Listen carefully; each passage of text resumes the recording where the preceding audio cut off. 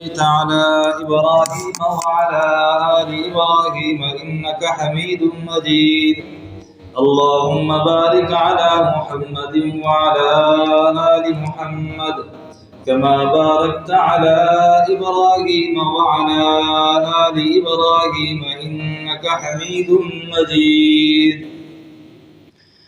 يسألونك عن الأهلة تجھ سے پوچھتے ہیں حال مہینے کے پہلے چاند کا قل ہی مواقیت للناس والحج کہہ دے کہ یہ اوقات مقررہ ہیں لوگوں کے واسطے اور حج کے واسطے ولیس البر بان تأتوا البیوت من ظہورها اور نیکی یہ نہیں کہ گھروں میں آؤ ان کی پشت کی طرف سے ولکن البر من اتقى اور لیکن نیکی یہ ہے کہ جب کوئی ڈرے اللہ سے وَأْتُوا الْبُيُوتَ مِنْ أَبْوَابِهَا اور گھروں میں آؤ دروازوں سے وَاتَّقُوا اللَّهَ اور اللہ سے ڈرتے رہو لَعَلَّكُمْ تُفْلِحُونَ تاکہ تم اپنی مراد کو پہنچو يَسْأَلُونَكَ عَنِ الْأَهِلَّةِ یہ آیت نازل ہوئی اس کا شان نزول یہ ہے کہ پیغمبر علیہ السلام سے صحابہ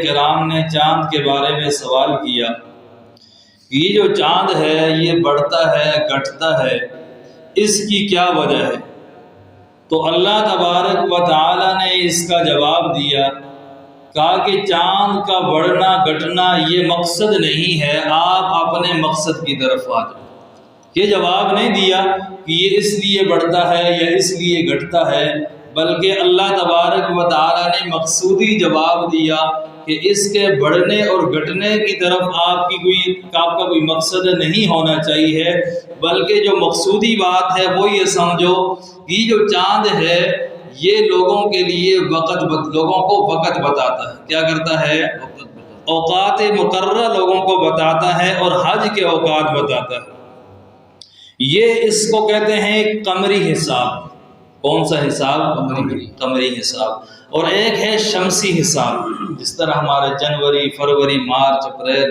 یہ شمسی حساب ہے اور یہ جو محرم صفر ربیع الاول ربیع الثانی یہ کون سا حساب ہے قمری حساب ہے اور اس میں اللہ تبارک و تعالی کی طرف سے بہت بڑی حکمت ہے بہت بڑی کیا ہے حکمت ہے شمسی حساب کو وہی سمجھے گا جو پڑھا لکھا ہوگا جس کے کیلنڈر سمجھنے کی حیثیت ہوگی کیلنڈر سمجھ سکتا ہوگا اس کو شمسی حساب کیا ہوگا سمجھ آئے گا لیکن قمری حساب جتنے ہمارے پرانے بزرگ گزرے ہیں وہ سارے کے سارے قمری حساب کو کیا کرتے تھے جانتے تھے اور سمجھتے تھے چاند کو دیکھ کے بتا دیتے تھے کہ آج چاند کی کون سی تاریخ ہے تو فرمایا یسألونک عن الأہلہ وہ آپ سے سوال کرتے ہیں چاند کے بارے میں قل ہی مواقیت للناس والحج فرما دیجئے یہ اوقات مقررہ ہیں لوگوں کے لیے والحج اور خاص کر حج کے لیے حج کے اس میں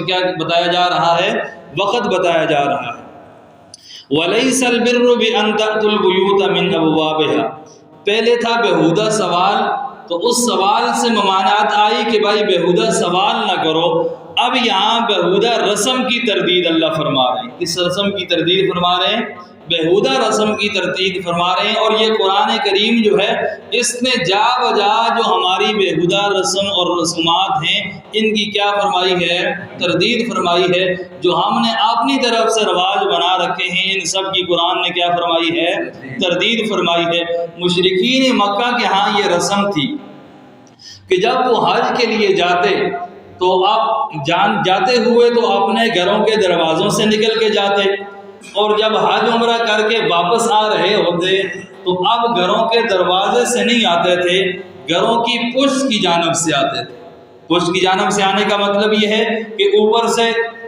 پیچھے کی جانب سے دیوار سے اوپر سے چھلانگ لگا کے اوپر سے آگے یا دیوار کے اندر نقب لگائی اور وہاں سے اندر داخل ہوئے یہ ان کا طریقہ تھا یعنی حج پہ گئے اور واپس آتے ہوئے کیا کیا دیوار پھلانگ کے نقب لگا کے اندر آئے سیدھے دروازوں سے اندر نہیں آتے تھے یہ ان کا طریقہ کار تھا اور دوسری توجہ حضرات مفسرین نے یہ لکھی ہے کہ جس وقت وہ گھر سے نکل جاتے عمرہ کے لیے حج کے لیے تھوڑا سا آگے چلے پھر ان کو یاد آیا کہ ہماری کوئی چیز کیا ہے گھر میں باقی رہ گئی ہے، کوئی پاسپورٹ وغیرہ آج کے لحاظ سے کہوں تو پاسپورٹ رہ گیا ہے، یا کوئی اور ضروری سامان اس وقت کے لحاظ سے تو وہ باقی رہ گیا ہے، پیسے وغیرہ وہ گھر میں رہ گئی ہیں، تو وہ واپس جاتے۔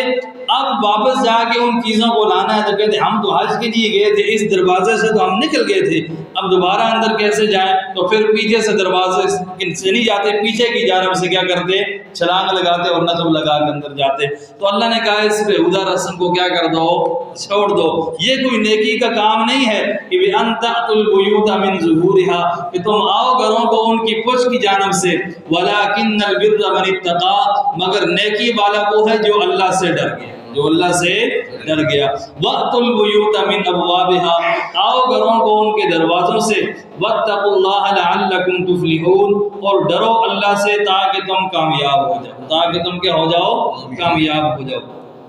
وَقَاتِلُوا فِي سَبِيلِ اللَّهِ الَّذِينَ يُقَاتِلُونَكُمْ وَلَا تَعْتَدُوا۔ میں نے کہا تھا یہ سورہ بقرہ کا تیسرا حصہ شروع ہو رہا ہے، اور اس میں کون سا مضمون بیان ہوگا؟ تیسرا حصہ اس میں کون سا مضمون بیان ہوگا؟ جہاد فی سبیل اللہ۔ کیا بیان ہوگا؟ جہاد فی سبیل اللہ۔ تو اللہ تبارک و تعالیٰ نے ابتداءً مجاہد کی 10 صفتیں بیان کی، اور پھر ملک کی اصلاح کے لیے 4 قانون بیان کیے۔ کتنے قانون؟ 4 قانون بیان کرنے کے بعد اب اللہ تبارک و تعالیٰ کس کو بیان فرما رہے ہیں؟ جہاد کو بیان فرما رہے ہیں۔ کس کو؟ وَقَاتِلُوا فِي سَبِيلِ اللَّهِ الَّذِينَ يُقَاتِلُونَكُمْ۔ کرو اس کا ترجمہ بھی ساتھی۔ اور اللہ کی راہ میں لوگوں سے جو لڑتے ہیں تم سے، جی، اور کسی پر زیادتی مت کرو، بے شک اللہ تعالیٰ ناپسند کرتا ہے زیادتی کرنے والوں کو۔ اور مار ڈالو ان کو جس جگہ پاؤ، اور نکال دو ان کو جہاں سے انہوں نے تم کو نکالا، جی، اور دین سے بجلانا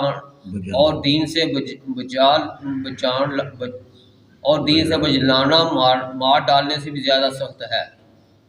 اور نہ لڑو ان سے مسجد الحرام کے پاس جب تک کہ وہ نہ لڑیں تم سے اس جگہ، پھر اگر وہ خود ہی لڑیں تم سے ان کو مارو، یہی ہے سزا کافروں کی۔ بس یہ ترجمہ ہے حضرت شیخ الہند رحمہ اللہ کا۔ تو مفتی صاحب بیٹھے ہیں کہ یہ ترجمہ کرنا اور سمجھنا کیا ہے، مشکل ہے۔ میں اسی لیے آپ سے بمحاورہ ترجمہ کرتا ہوں تاکہ آپ کو بات کیا ہو جائے، سمجھ آ جائے۔ وَقَاتِلُوا فِي سَبِيلِ اللَّهِ الَّذِينَ يُقَاتِلُونَكُمْ، اور قتال کرو فی سبیل اللہ، اللہ کے راستے میں، فی سبیل اللہ، اللہ کے راستے میں۔ کن لوگوں سے؟ الَّذِينَ يُقَاتِلُونَكُمْ، جو تم سے قتال کرتے ہیں، جو تم سے کیا کرتے ہیں۔ یہ ابتداءً جو حکم تھا اس کو کہتے ہیں دفاعی جہاد۔ اس کو کیا کہتے ہیں؟ دفاعی جہاد۔ ایک ہے اقدامی جہاد اور ایک ہے دفاعی جہاد۔ اقدامی جہاد کا مطلب یہ ہے کہ بھائی جو آپ سے نہیں بھی لڑتے، آپ انہیں دین کی دعوت دیں، وہ آپ کی بات مان جائیں ٹھیک، اگر بات نہ مانیں، جزیہ دینے پہ راضی ہو جائے تب بھی ٹھیک، اگر جزیہ دینے پہ راضی نہ ہو تو پھر کیا کرو؟ ان سے قتال کرو۔ وہ تمہاری طرف نہیں آ رہے لیکن پھر بھی ان کی طرف کیا کرو؟ قتال کرو۔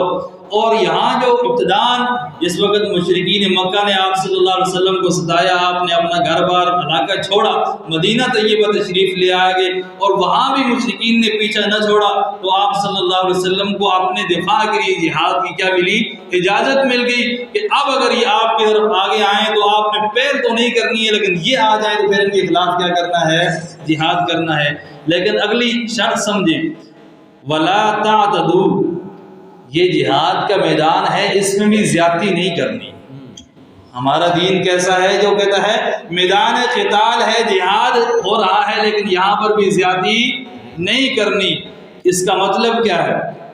زیادتی کا مطلب یہ ہے کہ جو لوگ آپ سے نہیں لڑ رہے ان کے ساتھ نہیں لڑنا، جو لوگ آپ سے لڑ رہے ہیں ان کے ساتھ لڑنا ہے، جو نہیں لڑ رہے ان کے ساتھ نہیں لڑنا۔ یا اس زیادتی کا مطلب یہ ہے کہ جو ان کے بوڑھے لوگ ہیں ان کو اپنے اس قتال کے اندر نشانہ نہیں بنانا، ان کی عورتوں کو نشانہ، بچوں کو نشانہ نہیں بنانا۔ لیکن فقہائے کرام نے یہ مسئلہ لکھا ہے کہ وہ بوڑھا جو کمان کر رہا ہو، جو ان کو بتا رہا ہو کہ اس طرح یہ کام کرو تو آپ یہ جنگ جیت سکتے ہو، یہ حربہ استعمال کرو تو تمہیں کامیابی مل سکتی ہے، پیچھے بیٹھ کے کمان کر رہا ہے، خود لڑ نہیں رہا لیکن طریقہ بتا رہا ہے، وہ عورت جو خود تو لڑ نہیں رہی لیکن پیچھے بیٹھ کے کیا کر رہی ہے، طریقہ بتا رہی ہے، کمان کر رہی ہے، تو اس کو مارنے کی کیا ہے، اجازت ہے۔ وقاتلوا فی سبیل اللہ، قتال کرو اللہ کے راستے میں، الذین، ان لوگوں کے ساتھ، یقاتلونکم، جو تم سے قتال کرتے ہیں، ولا تعتدوا، اور زیادتی نہ کرو، ان اللہ لا يحب المعتدین، بے شک اللہ تبارک و تعالی زیادتی کرنے والوں کو پسند نہیں کرتے۔ وَاقْتُلُوهُمْ حَيْثُ ثَقِفْتُمُوهُمْ، یہ مکہ والوں کے لیے حکم ہے کہ قتل کرو ان کو، حَيْثُ ثَقِفْتُمُوهُمْ، جہاں کہیں بھی تم ان کو پاؤ، وَأَخْرِجُوهُمْ، اور نکالو ان کو، مِنْ حَيْثُ أَخْرَجُوكُمْ، جیسا کہ انہوں نے نکالا تم کو، وَالْفِتْنَةُ أَشَدُّ مِنَ الْقَتْلِ، اور فتنہ یہ قتل سے زیادہ سخت ہے۔ اب یہاں سوال پیدا ہوتا ہے کہ بھائی لڑائی تو اچھی بات نہیں ہے، لڑائی تو نہیں کرنی چاہیے، تو اللہ نے فرمایا یہ جو شرک کا فتنہ پھیلایا ہوا ہے یہ اس لڑائی سے بھی زیادہ کیا ہے، سخت ہے۔ اس لیے جب تک یہ شرک ختم نہ ہو جائے، اللہ کی توحید دنیا میں قائم نہ ہو جائے، اللہ کا دین جس طرح محمد رسول اللہ صلی اللہ علیہ وسلم لے کے آئے ہیں وہ سارا کا سارا نافذ نہ ہو جائے، اس وقت تک کیا کرنی ہے، ان سے قتال کرتے رہنا ہے۔ وَلَا تُقَاتِلُوهُمْ عِنْدَ الْمَسْجِدِ الْحَرَامِ، اور ان سے قتال نہ کرو مسجد حرام کے پاس، مسجد حرام کے پاس ان سے قتال نہ کرو۔ یہ قتال کے وقت بھی مسجد کی پامالی کی اجازت نہیں ہے، تو ہم سوچیں کہ ہم عام حالات میں مسجد کی کتنی کیا کرتے ہیں، پامالی کرتے ہیں۔ مسجد میں اونچی آواز سے بات بھی نہیں کرنی چاہیے، مسجد میں شور شرابہ بھی نہیں ہونا چاہیے، مسجد میں خاموشی ہونی چاہیے، ہر بندہ اپنے ذکر میں، تلاوت میں کیا رہنا چاہیے، مشغول رہنا چاہیے۔ حتیٰ یقاتلوکم فی، مسجد حرام کے پاس ان سے قتال نہ کرو، لیکن اگر وہ مسجد حرام کے اندر آپ کو تکلیف پہنچانا چاہیں، آپ سے قتال کرنا چاہیں، تو پھر ان سے کیا کرو، قتال کرو۔ فَإِن قَاتَلُوكُمْ فَاقْتُلُوهُمْ، اگر وہ تم سے قتال کریں، فَاقْتُلُوهُمْ، تم بھی ان سے کیا کرو، قتال کرو۔ كَذَلِكَ جَزَاءُ الْكَافِرِينَ، ایسے ہی بدلہ ہے کس کا، کافروں کا۔ فَإِنِ انْتَهُوا فَإِنَّ اللَّهَ غَفُورٌ رَحِيمٌ، اگر ان میں سے کوئی باز آ جائے تو بے شک اللہ تبارک و تعالی بخشنے والا اور رحم کرنے والا، یعنی کوئی اس جنگ کو کیا کر دے، آپ کے ساتھ چھوڑ دے اور اسلام قبول کر لے، تو بے شک اللہ تبارک و تعالی کیا ہیں، بخشنے والے ہیں۔ کتنے ہی صحابہ کرام ایسے تھے کہ جو پہلے تو شروع کی جو جنگیں ہوئی، بدر کی جنگ، احد کی جنگ، ان میں مشرکین کی طرف سے لڑے اور مشرکین کی طرف سے ہو کے مسلمانوں کے خلاف کیا ہوئے، جنگ میں شامل ہوئے، لیکن جب وہ ایمان لے آئے تو اللہ کیا فرماتے ہیں، فَإِنَّ اللَّهَ غَفُورٌ رَحِيمٌ، اللہ نے وہ سارے گناہ پچھلے کیا کر دیے، بخش دیے، معاف کر دیے۔ وَقَاتِلُوهُمْ حَتَّى لَا تَكُونَ فِتْنَةٌ، قتال کی انتہا کیا ہے، اس جہاد کی انتہا کیا ہے، یہ جہاد کب تک کرنا ہے؟ فرمایا وَقَاتِلُوهُمْ، ان سے قتال کرتے رہو، حَتَّى لَا تَكُونَ فِتْنَةٌ، یہاں تک کہ فتنہ باقی نہ رہے، یہاں تک کہ فتنہ باقی نہ رہے، وَيَكُونَ الدِّينُ لِلَّهِ، اور دین سارا کا سارا کس کے لیے خالص ہو جائے، اللہ کے لیے۔ فَإِنِ انْتَهَوْا، اگر یہ باز آ جائیں، فَلَا عُدْوَانَ إِلَّا عَلَى الظَّالِمِينَ، تو پھر کوئی زیادتی نہیں ہے، کوئی جنگ نہیں ہے، کوئی سزائے قتل نہیں ہے، مگر ان لوگوں پر جو کیا ہیں، ظالم ہیں۔ ان میں سے کوئی باز آ جائے لڑائی سے تو اس نے جو لڑائی کی ہیں اب اس کی سزا اسے نہیں ملنی ہے، اب قتل کی سزا نہیں ملے گی، اس کے خلاف جنگ بھی نہیں ہوگی۔ فرمایا حَتَّى لَا تَكُونَ فِتْنَةٌ، حضرات مفسرین نے لکھا ہے لا يَبْقَى الشِّرْك، جہاں تک کہ شرک باقی نہ رہے، اور دوسرا معنی لکھا ہے کہ لا يُفْتَنُ مُؤْمِنٌ، کہ جب تک مومن فتنے سے کیا ہو جائے، آزاد نہ ہو جائے، اس وقت تک کیا کرنا ہے، قتال کرتے رہنا ہے۔ الشہر الحرام بالشہر الحرام والحرمات قصاص، چند حرمت والے مہینے ہیں، محرم، رجب، ذی قعدہ اور ذی الحجہ، یہ تین مہینے تو ملے ہوئے ہیں، یعنی سال کے جو آخری دو مہینے ہیں ذی قعدہ، ذی الحجہ، اور سال کا ابتدائی مہینہ محرم، یہ تین مہینے ملے ہوئے ہیں، اور اس کے ساتھ چوتھا ملا لیں رجب کا مہینہ۔ یہ 4 مہینے حرمت والے ہیں، یہ 4 مہینے کیا ہیں؟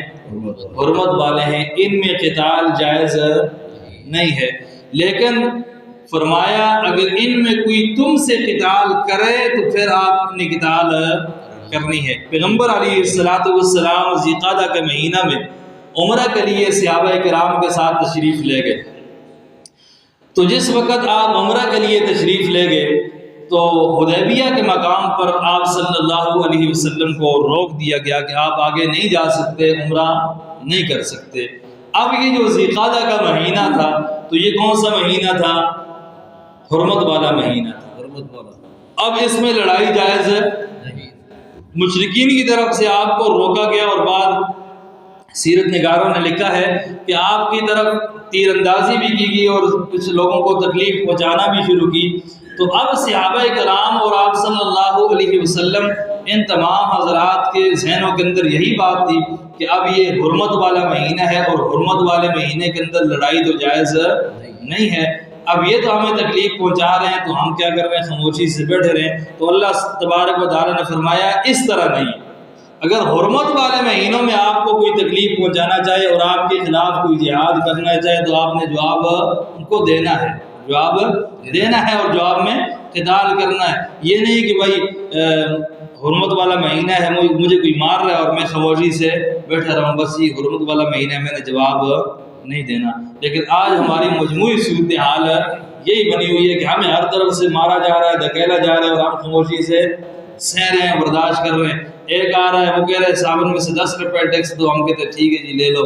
دوسرا آ رہا ہے وہ صابن میں سے 20 روپے ٹیکس لگا دیتا ہے، ہم کہتے ہیں جی ٹھیک۔ یہ جو آپ کہتے ہیں نا کہ بھائی یہ بعض لوگ آپ سے کہیں گے ہم تو غریب لوگ ہیں جی، ہم تو ٹیکس نہیں دیتے، ٹیکس تو امیر لوگوں سے، یہ بات نہیں ہے۔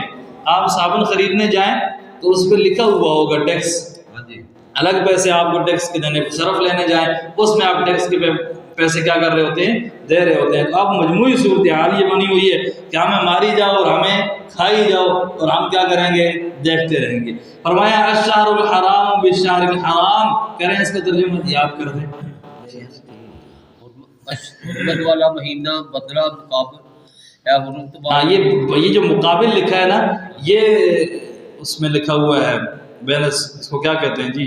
اس کا معنی ہوتا ہے یعنی، اس کا معنی کیا ہوتا ہے؟ اس کا آپ نے ترجمہ نہیں کرنا۔ حرمت والا مہینہ بدلہ ہے حرمت والے مہینے کا جی، اور ادب رکھنے ہیں بدلہ میں، اور ادب رکھنے ہیں بدلہ ہے، اور ادب رکھنے میں بدلہ ہے جی۔ پھر جس نے تم پر زیادتی کی تم اس پر زیادتی کرو جی، جیسی اس نے زیادتی کی تم پر، اور ڈرتے رہو اللہ سے، اور جان لو کہ اللہ ساتھ ہے پرہیزگاروں کے۔ جی، فرمایا الشہر الحرام بالشہر الحرام، حرمت والا مہینہ بدلہ ہے حرمت والے مہینے کے، یعنی حرمت والے مہینے میں اگر آپ سے کوئی قتال کرے تو آپ نے کیا کرنا ہے؟ قتال کرنا ہے۔ کیوں؟ والحرمات قصاص، عزتیں اور حرمتیں اور احترام میں سب کے لیے کیا ہے؟ برابری۔ وہ آپ سے قتال کر رہے ہیں تو آپ نے بھی کیا کرنا ہے؟ قتال کرنا ہے۔ احترام میں سب کے لیے کیا ہے؟ برابری ہے۔ فَمَنِ اعْتَدَىٰ عَلَيْكُمْ، بس جس نے زیادتی کی تم پر، فَاعْتَدُوا عَلَيْهِ، یہ ایک ترجمہ سن لیں پھر اس کے بعد میں آپ کو اصل ترجمہ بتاتا ہوں۔ فَاعْتَدُوا عَلَيْهِ بِمِثْلِ مَا اعْتَدَىٰ عَلَيْكُمْ، تم بھی زیادتی کرو اس پر جس طرح اس نے زیادتی کی تم پر۔ اب قرآن زیادتی کا حکم تو نہیں دیتا، قرآن زیادتی کا حکم تو، قرآن نا انصافی کا حکم تو یہاں کیا ہے کہ بھائی جس نے زیادتی کی تم پر تم بھی اس کے ساتھ کیا کرو؟ زیادتی کرو۔ بِمِثْلِ مَا اعْتَدَىٰ عَلَيْكُمْ، مثل دیکھیں کہ جتنی زیادتی اس نے کی ہے تو جتنی زیادتی بندہ اگلا کر رہا ہے اتنی ہی زیادتی کرنا، یہ زیادتی تو نہیں، یہ تو برابری ہوئی، یہ تو کیا ہوئی؟ برابری ہوئی۔